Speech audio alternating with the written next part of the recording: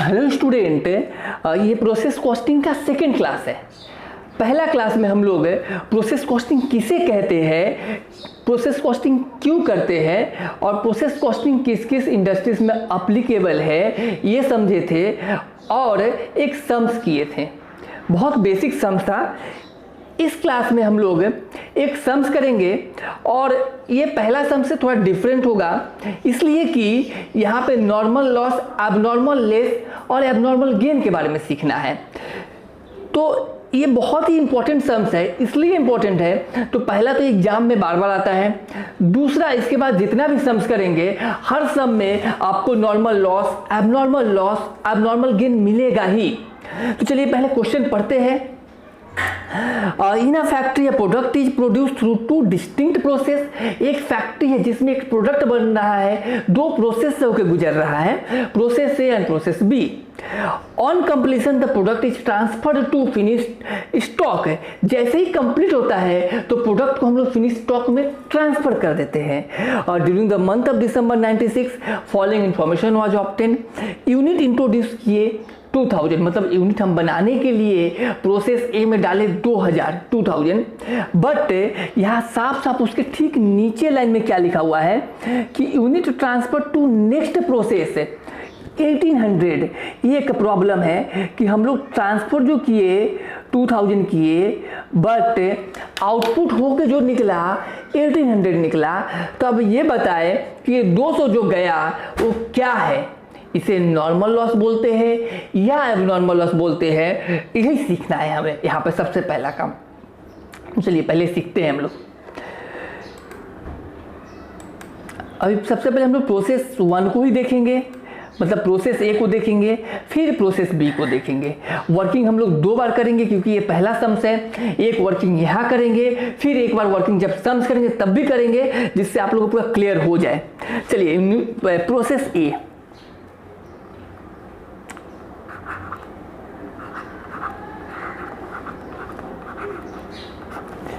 Process ए में input कितना introduce किया उसे हम लोग कहते हैं इनपुट।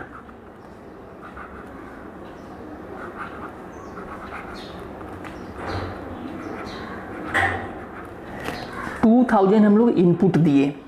अच्छा 2000 दिए तो क्या बन के 2000 निकला? नहीं, इसका पहले सम्स नंबर 1 में किए थे तो बन के पूरा का पूरा निकल गया था, बट यहाँ पे पूरा नहीं निकला। यहाँ पे क्या देख रहे हैं कि प्रोसेस ये जब कंप्लीट होता है ना तो वहाँ पे 2000 यूनिट नहीं मिलता है, कुछ वेस्टेज हो गया। वेस्टेज हुआ, लॉस हुआ, ठीक है, लेकिन कौन सा लॉस हुआ वो हम लोग को पता लगाना है। चलिए तो आउटपुट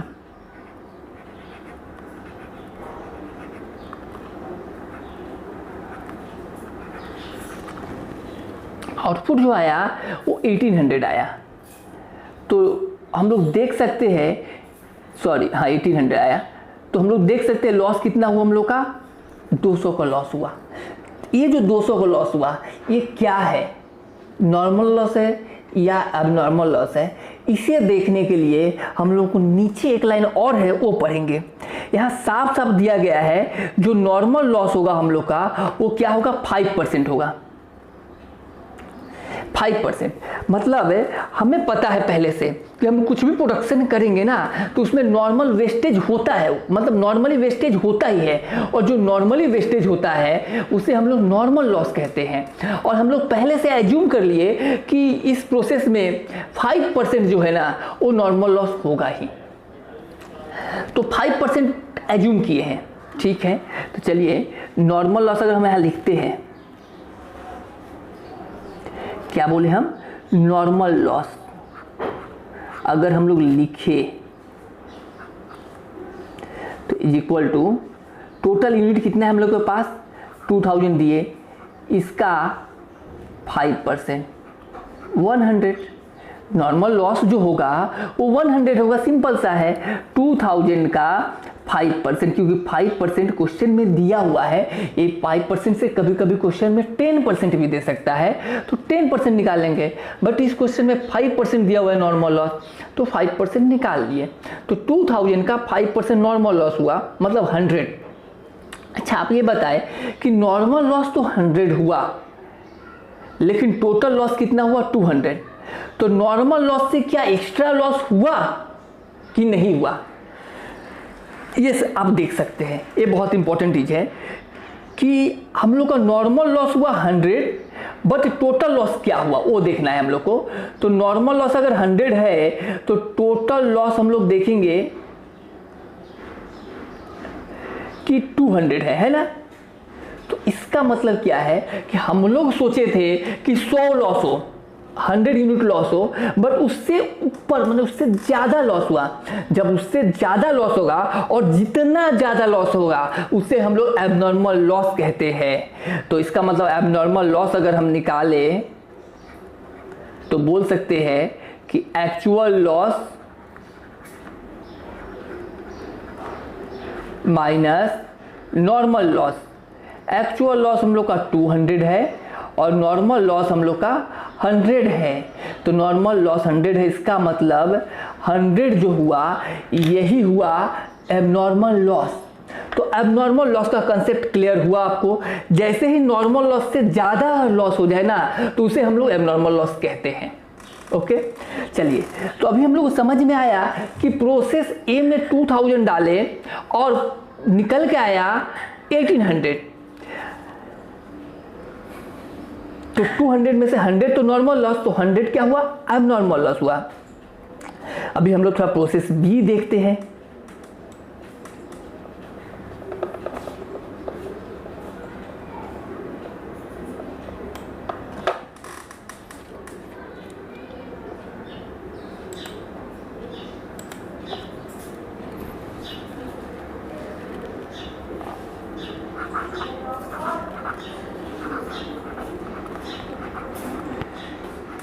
अभी हम लोग प्रोसेस बी देखेंगे।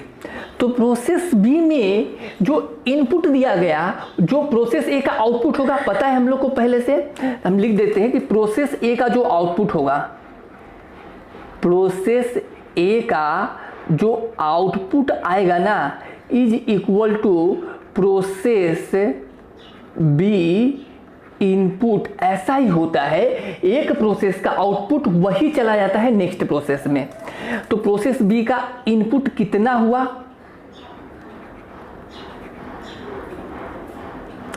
तो हम लोग देख सकते हैं कि 1800 होगा।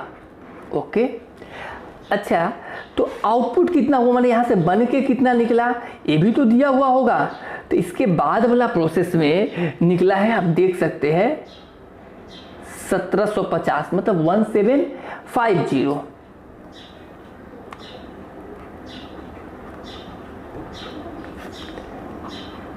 इसका मतलब एक्चुअल लॉस जो हुआ वो 50 हुआ, एक्चुअल लॉस। अच्छा है, तो हम लोग को तो चेक करना होगा ना, कैसे पता चलेगा यहाँ पे एबनॉर्मल लॉस हुआ या एबनॉर्मल गेन हुआ, कैसे पता चलेगा। आप पूछोगे कि सर यहाँ पे एबनॉर्मल लॉस हुआ या गेन हुआ, कैसे पता चलता है। तो हम बताएंगे कि सबसे पहले नॉर्मल लॉस तो पता करना ही पड़ेगा। अगर नॉर्मल लॉस से लॉस एक्चुअल लॉस ज़्यादा होता है, अगर एक्चुअल लॉस ज़्यादा होता है नॉर्मल लॉस से, तो वहाँ पे हम लोग एबनॉर्मल लॉस होता है। और जब भी एक्चुअल लॉस कम होगा नॉर्मल लॉस से, तो वहाँ पे क्या बोलेंगे हम लोग, एबनॉर्मल गेन बोलेंगे। चलिए तो देखते हैं नॉर्मल लॉस कितना है। नॉर्मल लॉस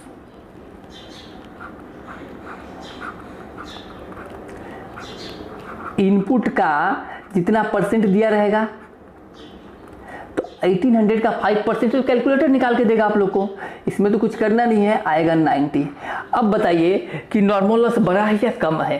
तो नॉर्मल लॉस बड़ा है, तो इस केस में क्या होगा, जब नॉर्मल लॉस ज़्यादा हो जाए तो इसको हम लोग बोलते हैं एबनॉर्मल गेन।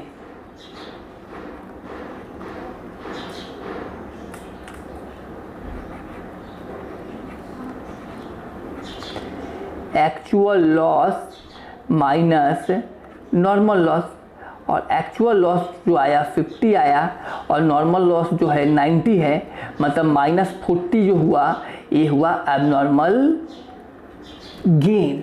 चलिए थोड़ा तो क्लियर हुआ कंसेप्ट कि हम लोग नॉर्मल लॉस किसे कहते हैं, एबनॉर्मल लॉस किसे कहते हैं और एबनॉर्मल गेन किसे कहते हैं। ठीक है, तो अभी हम लोग एक पॉइंट और आप लोग लिख ले इसमें कि नॉर्मल लॉस एबनॉर्मल गेन कब होता है। तो नॉर्मल लॉस जब छोटा होगा, मतलब नॉर्मल लॉस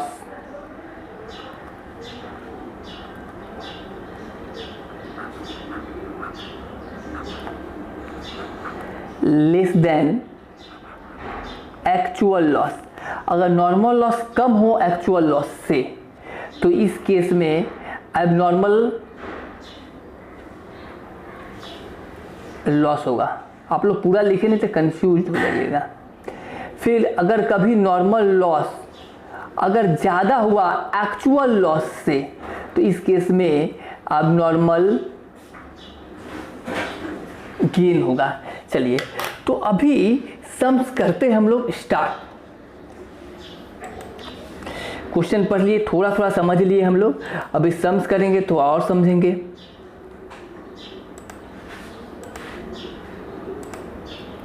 चलिए, यहाँ पे सम्स लिखा हुआ है, सम्स छोटा है, पहले ही बोले हैं। क्वेश्चन आप लोग नोट कर ले तो ज़्यादा अच्छा होगा।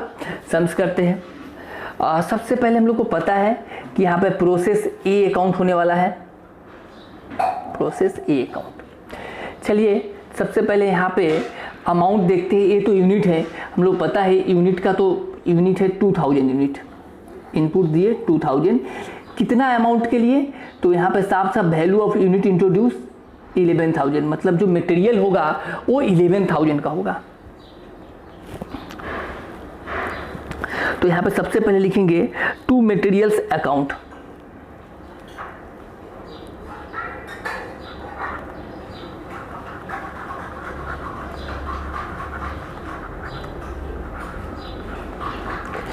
यूनिट लिखना पड़ेगा, कितना यूनिट हम लोग इंट्रोड्यूस किए 2000।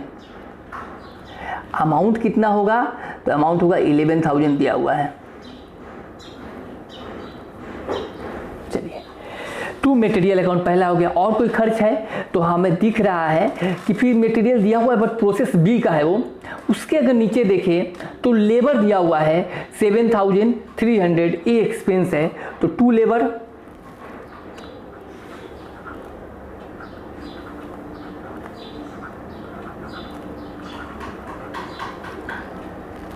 7,300।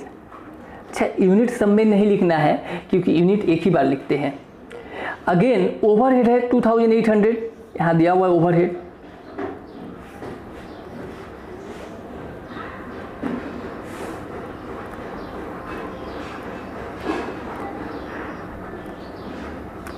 टू ओवरहेड अकाउंट कितना है 2,800।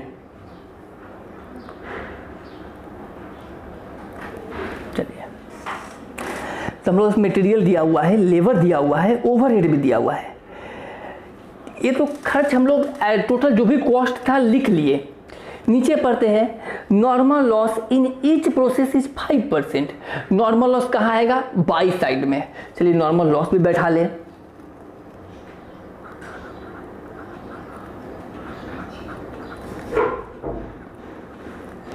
By normal loss. अच्छा, नॉर्मल लॉस का जो यूनिट निकलेगा हमेशा यूनिट का ही निकलेगा, तो टोटल यूनिट कितना है 2000, तो यहाँ लिखेंगे 2000 इंटू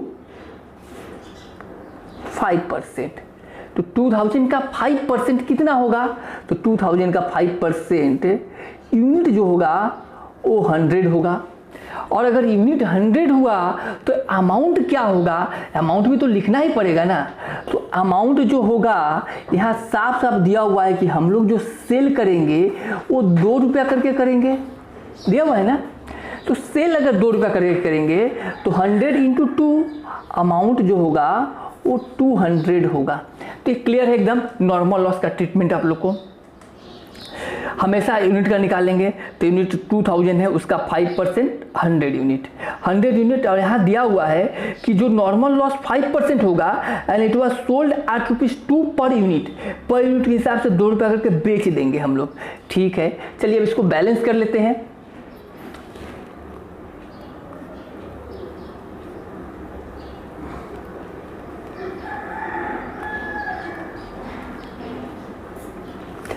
को बैलेंस कर लिया जाए। अच्छा, बैलेंस तो पुराना मेथड ही, जैसे हम लोग बैलेंस आता है वैसे ही बैलेंस करना है।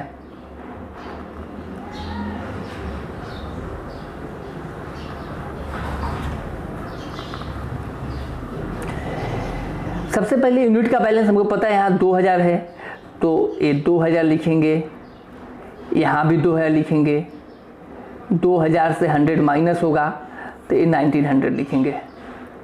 ठीक है, यहाँ 11 और 7 18 और 2 20 और 11 21 100 यहाँ का टोटल हुआ। इधर भी लिखेंगे,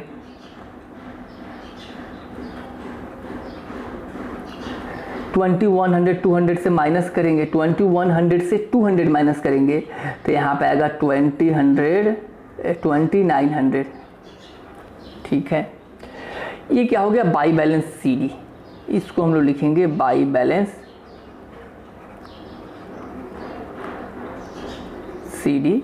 और यहाँ पे रेट भी हम लोग निकाल सकते हैं। रेट कैसे निकलेगा, तो रेट को हम लोग क्या करेंगे कि जो 20,900 है ना, ये कितना यूनिट का दाम है, तो यहाँ साफ साफ यूनिट लिखा हुआ है 1900, तो ये 1900 का दाम है, तो 1 यूनिट का दाम निकल जाएगा। डिवाइड करें अगर तो 11 डिवाइड कैलकुलेटर से करेंगे तो यहाँ 11 आ जाएगा। तो हम लोग यहाँ पे लिख सकते हैं @रुपीस11। तो बैलेंस सी डी निकल गया। तो बैलेंस सी डी को हम लोग हमेशा क्या करते हैं, बैलेंस बी डी करना पड़ता है ना। चलिए बैलेंस बी डी कर लिया जाए।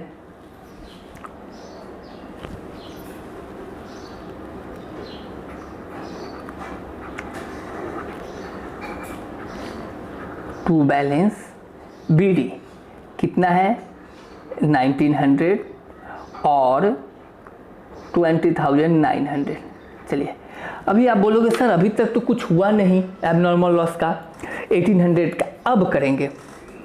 अच्छा, इसका 2 तरीका है सोचने का। पहला तरीका तो हम समझा चुके हैं किस तरह से सोचेंगे। तो पहला तरीका सोचना है हम लोग को कि हम लोग को लॉस कितना हुआ, नॉर्मल लॉस। तो नॉर्मल लॉस तो 100 दिख रहा है, ठीक है। एक्चुअल लॉस, तो एक्चुअल लॉस भी समझ में आ रहा है कि 2000 इनपुट दिया गया था। इनपुट जो दिए थे हम लोग कितना दिए थे 2000।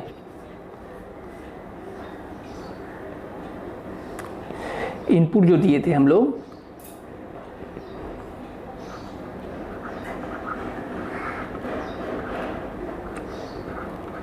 2000। नॉर्मल लॉस जो हुआ 5% होगा 100, तो 1900 मेरे हिसाब से जो एजम्पशन है यहाँ पे आया है वो आया है, बट निकला कितना 1800। तो 1800 मतलब एक्चुअल में आउटपुट कितना आया 1800। तो 100 जो हुआ इसे हम लोग बोलते हैं एबनॉर्मल लॉस, ठीक है। एक तो ऐसे कर सकते हैं। दूसरा तरीका हमें पता है कि ये जो आउटपुट 1800 जो आया ये क्या है, कहाँ ट्रांसफ़र करेंगे। ये 1800 जो आया इसको ट्रांसफ़र करना है या नहीं करना है। तो आप बोलोगे हाँ सर करना है। कहाँ करना है, इसके पहले क्वेश्चन में भी किए थे।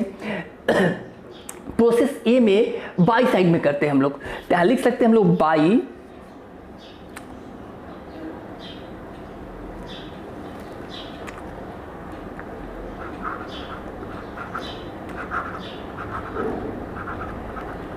बाई प्रोसेस बी अकाउंट, क्योंकि बी में ट्रांसफ़र करना है तो बाई प्रोसेस बी अकाउंट लिख लिए। अच्छा, कितना ट्रांसफ़र करना है, तो हमें पता है कि 1800 आउटपुट हुआ है। यहाँ पर लिखा हुआ है 1800 आउटपुट हुआ है, तो 1800 ट्रांसफ़र करेंगे। ओके 1800, ठीक है। तो इसका मतलब ये है, हम लोग यहाँ ध्यान से देखेंगे कि 1900 तो बीडी था मेरे हिसाब से, लेकिन हुआ कितना 1800। इसका मतलब 100 क्या हुआ एबनॉर्मल लॉस। तो ये बाई साइड में बैठना चाहिए। बैलेंस करके भी आ सकता है, एक तो हम लोग यहाँ निकाल चुके इस तरीका से। एक दूसरा तरीका हम लोग नॉर्मल लॉस एजम्पशन जो था मेरा उसके हिसाब से किए। और एक और तरीका यहाँ बैलेंस कर सकते हैं। यहाँ 1900 है, यहाँ हमें पता है कि 18 होगा, तो यहाँ बैलेंस कितना होना चाहिए 100। यही हम लोग का एबनॉर्मल लॉस है। अगर बाई साइड में आया बैलेंस तो एबनॉर्मल लॉस हुआ। अगर यही बैलेंस टू साइड में होता तो एबनॉर्मल गेन होता।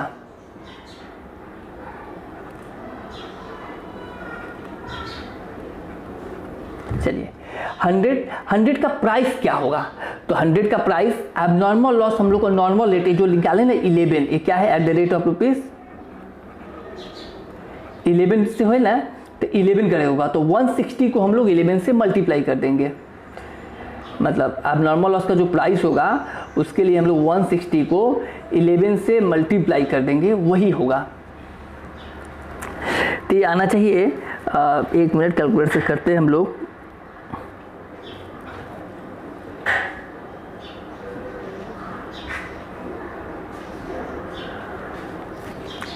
हंड्रेड है ना, 100 इंटू 11, सॉरी 160 नहीं 100 है।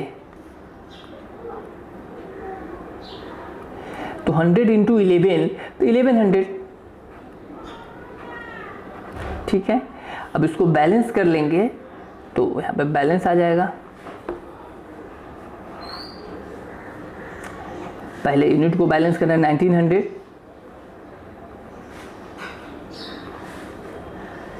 यहाँ भी है 1900 तो बैलेंस ही है, देख सकते हैं। और ये 20,900, यहाँ भी 20,900 में से 1100 माइनस करना है, तो ये हो जाएगा 19,800। चलिए देख लीजिए, ये कंप्लीट हुआ हम लोग का प्रोसेस ए। अभी इसी तरह से प्रोसेस बी भी करना है, तो इसको जल्दी से आप लोग नोट कर ले।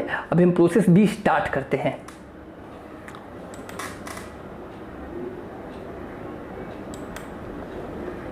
इसमें से काम लगे हम लोग को ये वाला अमाउंट लिख लेते हैं यहाँ पे प्रोसेस बी का।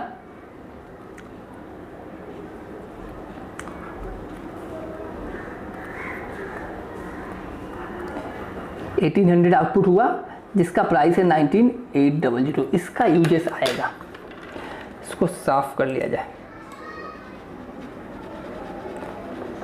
आप लोग को समझ में आ रहा है? अगर समझ में आए तो लाइक ज़रूर करें, क्योंकि लाइक बहुत कम रहता है वीडियो में, और कमेंट भी करें, शेयर भी जितना हो सकता है कर दें।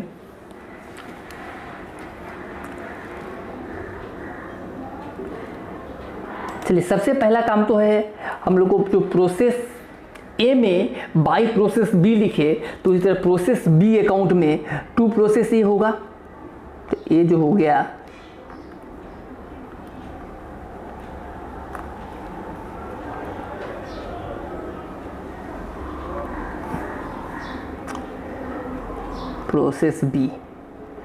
प्रोसेस बी में to process A account 1800 unit हुआ है इनपुट, और अमाउंट होगा 19,800। चलिए यहाँ भी एक्सपेंस लिख लेंगे। सबसे पहले मटेरियल दिया हुआ 1000 का, और हम लोग इसमें डालें तो टू मटेरियल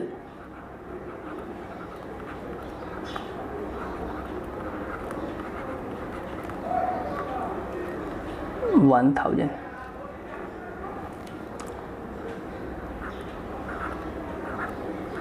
ठीक है। लेबर भी है 4500, तो फिर टू लेबर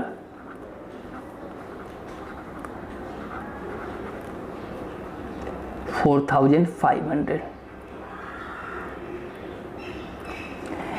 फिर क्या है? ओवरहेड है 2240। ओवरहेड जो है 2240, ठीक है।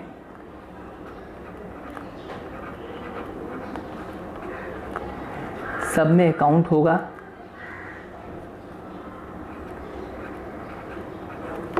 2240, ओवरहेड भी हो गया कंप्लीट।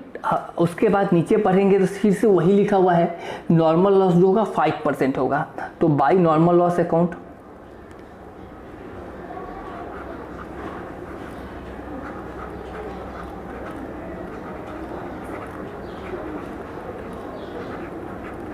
%5 किसका?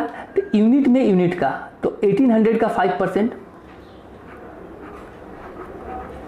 हम लोग इनपुट 1800 है ना, इसका 5%।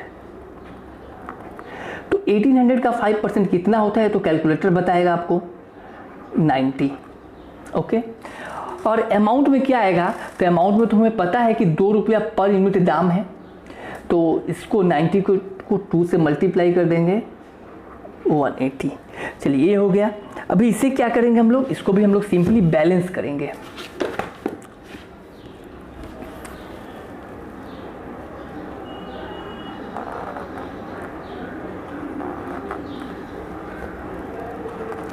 बैलेंस सेम तरीका से होगा। सबसे पहले यूनिट को बैलेंस करेंगे। यहाँ 1800 है, यहाँ भी 1800 लिख लिए। 1800 से 90 माइनस करेंगे तो 1710। इसे हम कहते हैं बाई बैलेंस CD।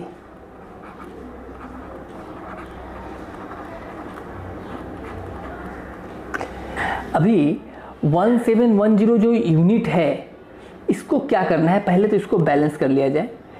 1980 14500 2240, ये टोटल करके आ जाएगा 27540। आप लोग चेक कर लो एक बार, इसे कैलकुलेटर में जरूर करना। माइनस कर लेंगे 180 से। चलिए अब यहाँ पे हम लोग पता है रेट निकालना पड़ता है, at the rate of rupees. Rate कैसे निकलेगा, तो 1710 का दाम है 27360, तो एक का दाम क्या होगा, तो एक का दाम 27360 डिवाइड 1710, 00 कैंसिल होगा। यहाँ पे जो आंसर होगा 16 आएगा। तो at the rate of rupees 16। ठीक है, तो क्लियर समझ में आ रहा है आप लोग को। अभी हम लोग बाई बैलेंस CD को करेंगे 2 बैलेंस BD।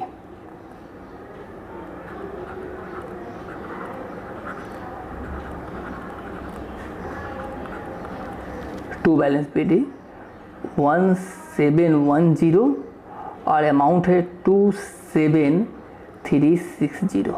फिर से समझते हैं हम लोग को यहाँ पे एबनॉर्मल लॉस हुआ या एबनॉर्मल गेन हुआ। तो सबसे पहला बात हम लोग क्या करेंगे कि टोटल इनपुट कितना है 1800, इनपुट लिखेंगे 1800 लेस नॉर्मल लॉस 5% निकलेगा तो 90, मतलब 1710। लेकिन आउटपुट क्या आया है, तो आउटपुट देख रहे हैं फिनिश स्टॉक में 1750 है, तो ज़्यादा आ गया है ना, मतलब आउटपुट जो है ज़्यादा आ गया है, मतलब हम लोग जो सोचे उससे ज़्यादा हुआ 40, जिसे हम लोग कहते हैं एबनॉर्मल गेन। ठीक है, एक तो ये तरीका हुआ ही, एक तरीका बता चुके पहले, और एक ऐसे भी कर सकते हैं कि 2 बैलेंस BD है 1710, 40 समझ में आ गया, क्लियर है। फिर यहाँ से भी 40 आएगा, आप देखें। बाई इसको कहाँ ट्रांसफ़र करना है, बोला गया है बाई फिनिश स्टॉक में ट्रांसफ़र करना है, तो बाई फिनिश्ड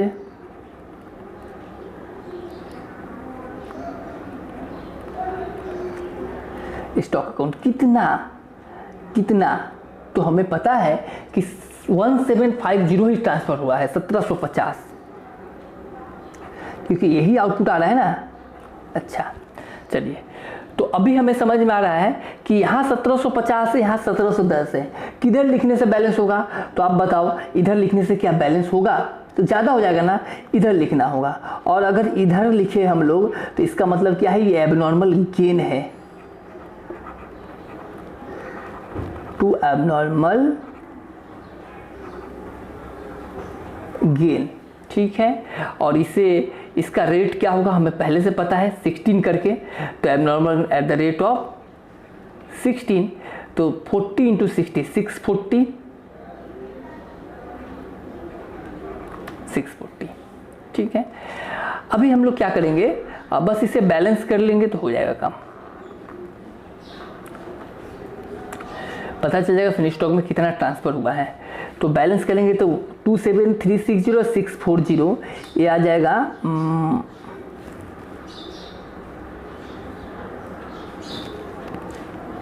28,000।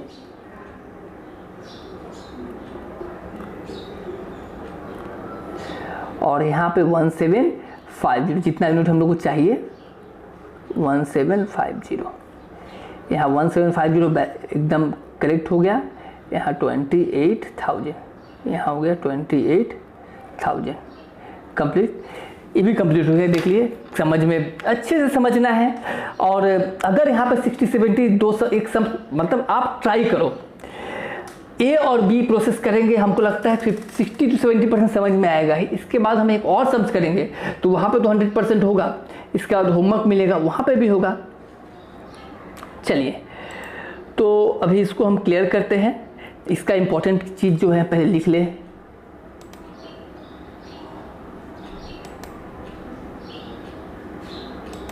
चलिए, क्या लगेगा हम लोग को, 1750 और 2800। ठीक है, अभी इसको क्लियर करते हैं।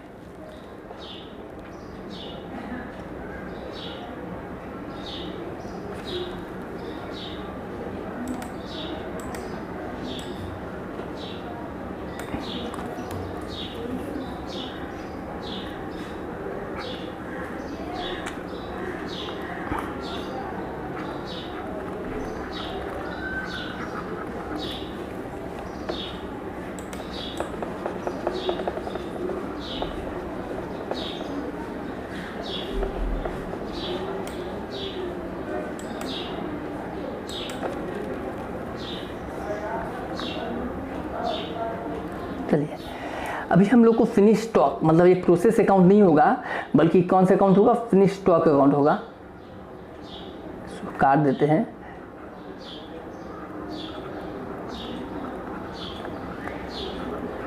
फिनिश स्टॉक अकाउंट आप लोग लिख लेना, फिनिश्ड स्टॉक अकाउंट, क्योंकि वहाँ बोला गया क्वेश्चन में। तो फिनिश स्टॉक अकाउंट में क्या करना है, तो सबसे पहले प्रोसेस बी से बाय फिनिश स्टॉक हुआ है, तो फिनिश स्टॉक में टू प्रोसेस बी,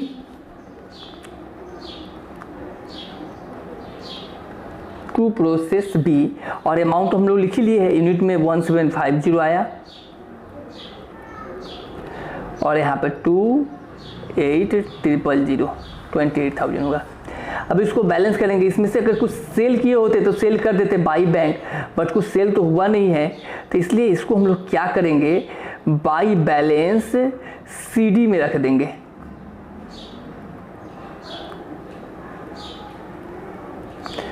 बैलेंस करके बाई बैलेंस सीडी। ओके, तो बाई बैलेंस सीडी हो गया हम लोग का, और सीडी से ये कंप्लीट हुआ सम्स।